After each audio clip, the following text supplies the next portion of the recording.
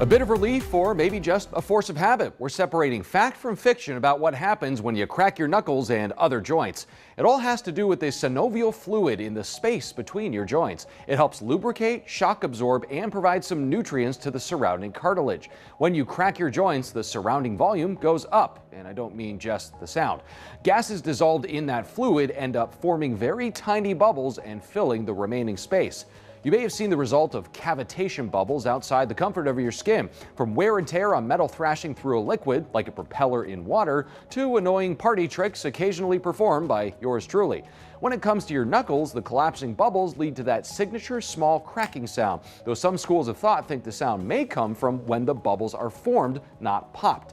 In any case, it's also why you can't crack the same joint twice in quick succession, since you need time for those gas bubbles to build up again. About 20 minutes will do.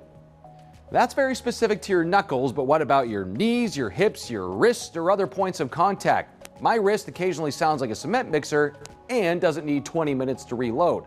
Those are usually tendons or ligaments stretching and snapping back into place like a rubber band rubbing over those joints. Different mechanism, similar sound. There's a common notion that cracking your knuckles over a long period of time can give you arthritis, and not only is there no peer-reviewed evidence to support that, one man has proven quite the opposite. Over more than 6 decades, Dr. Donald Unger cracked the knuckles on only his left hand, leaving his right as a control group of sorts.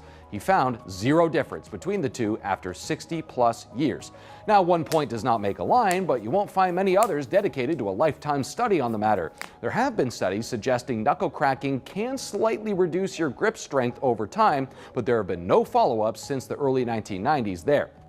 Neck or back cracking is a different matter. You won't develop arthritis from it, but as you age, your risk of overstretching muscles and ligaments or even tearing a blood vessel goes up. The occasional pop is fine as long as there's no pain along with it, but a more chronic need to relieve that pressure could be more concerning.